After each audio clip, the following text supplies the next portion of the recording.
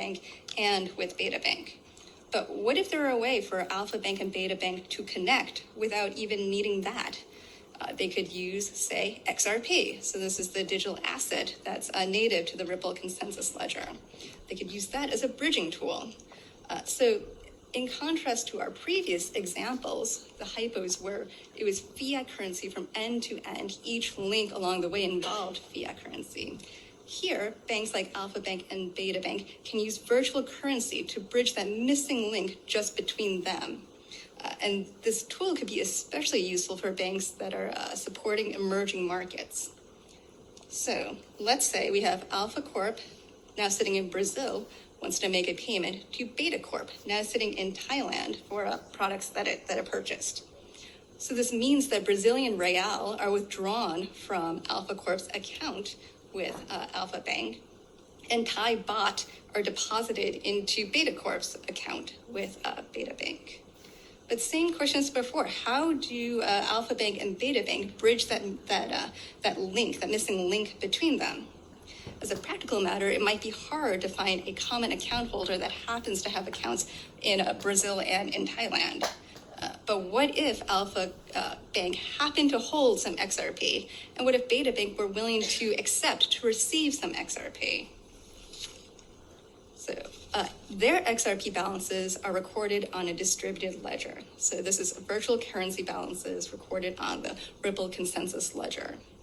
Those two banks, Alpha Bank and Beta Bank, could agree as a commercial matter that Beta Bank has received full payment from Alpha Bank in connection with the Alpha Corp to Beta Corp payment upon a transfer of a certain amount of XRP from Alpha Bank to Beta Bank. And in determining the exact amount of the XRP to be transferred, Alpha Bank and Beta Bank are implicitly agreeing to an exchange rate. So for example, Beta Bank would view this amount as though the XRP it's willing to receive in exchange for that Thai baht payment that's on paying to Beta Corp. Solo Scrooge, sending peace and blessings to you all out there. Hashtag Solo Nation. How's it going, my people? Hope everyone's well. Appreciate you all for the love and support of the channel. Hit the subscribe button if you're not subscribed. We're giving you updates on XRP, Sologenic and Curium. So ISO 20022, let's do it.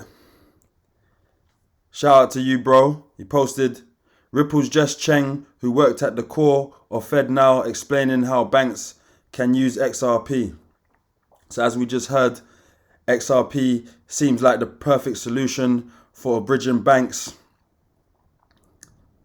He says former Ripple employee Jess Chang has extensive expertise in connecting payment infrastructure that leverage distributed ledger technology, DLT, and was at the forefront of developing the core infrastructure of FedNow.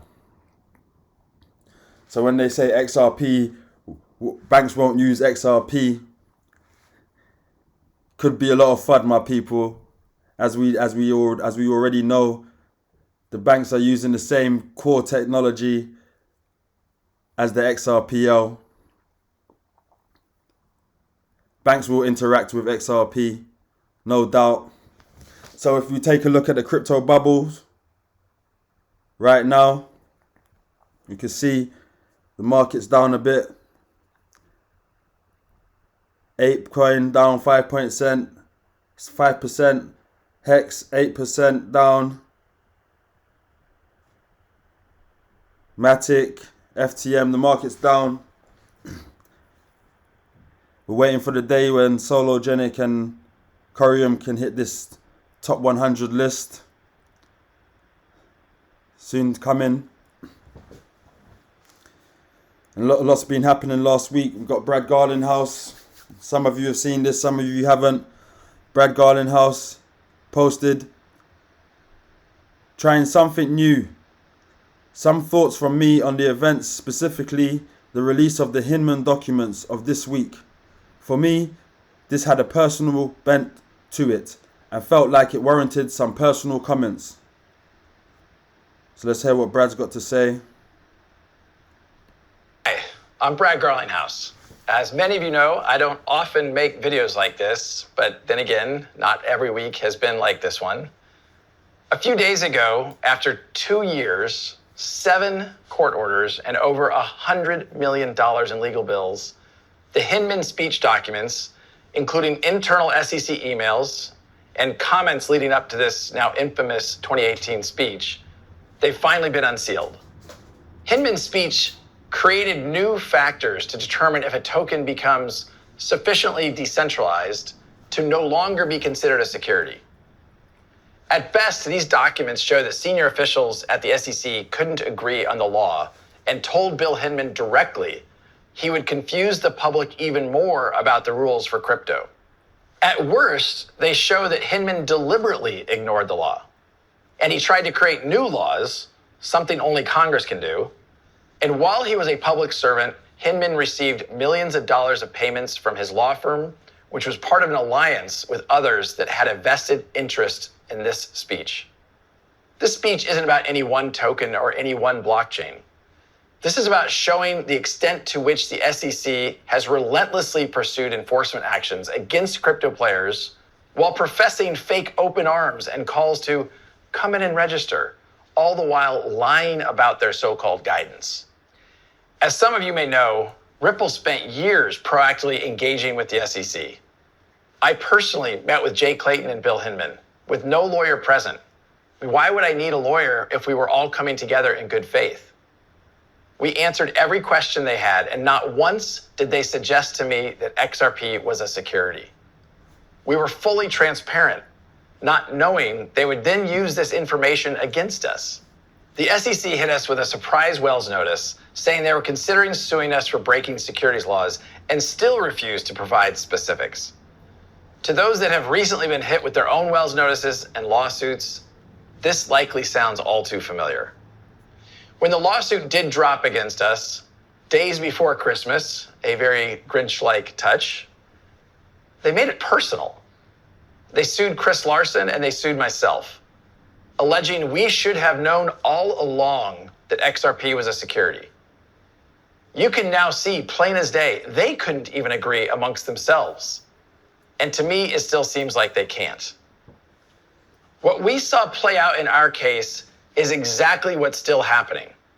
The SEC is looking to kill crypto innovation in the United States, and its current chair, an unelected bureaucrat, I might add, is weaponizing the lack of regulatory clarity to exert jurisdiction over the entire crypto space. This is the definition of putting politics over people. It's the pursuit of power over sound policy. The SEC tried to bully us into acquiescing.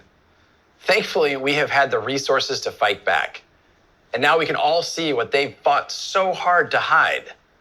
They knowingly created confusion about the rules, and they used that confusion to regulate through enforcement. That's bad faith, plain and simple. Ultimately, as our lawsuit comes to a close, for so many others, it's just starting. The fight for clarity has to continue.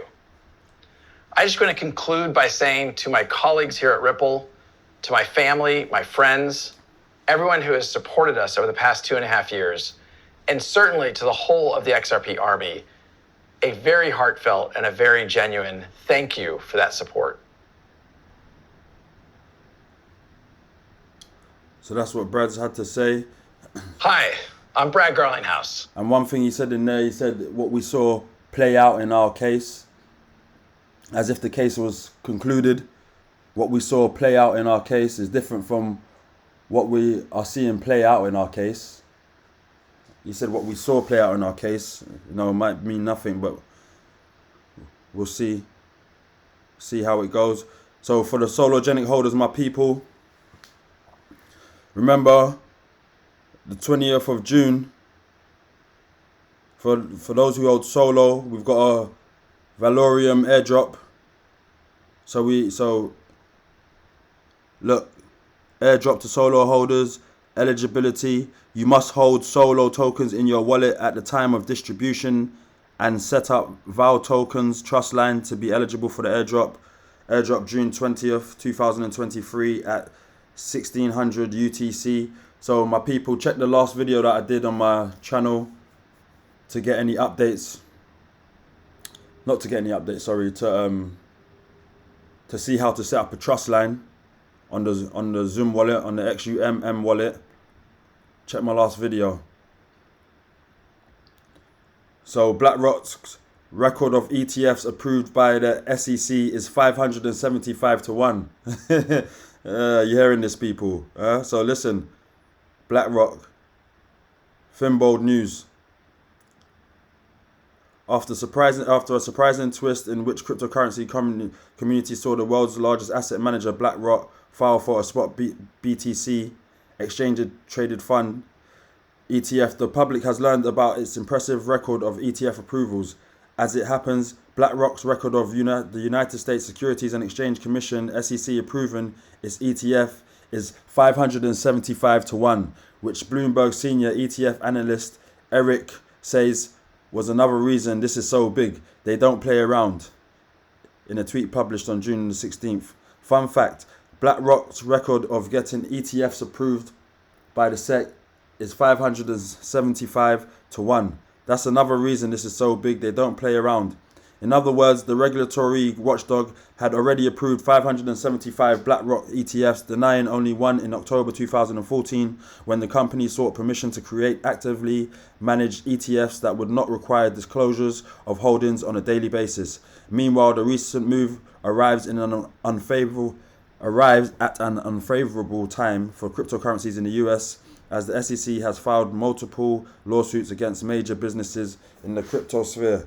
Interestingly, the custodian for the planned Bitcoin trust is none other than Coinbase, the crypto exchange, currently under the SEC's offensive. So that's news there. BlackRock's record of ETFs approved by the SEC is 575 to 1. Crazy statistics. So for the traders out here, my people, we can see total liquidations in the last 24 hours is 32 million, and 23.74 million of that was longs liquidated and 8.56 million shorts. So my people, I appreciate you all for the love and support of the channel. I'm Solo Scrooge with the Solo News. Like, subscribe and share, and I'll catch you on the next one. Peace.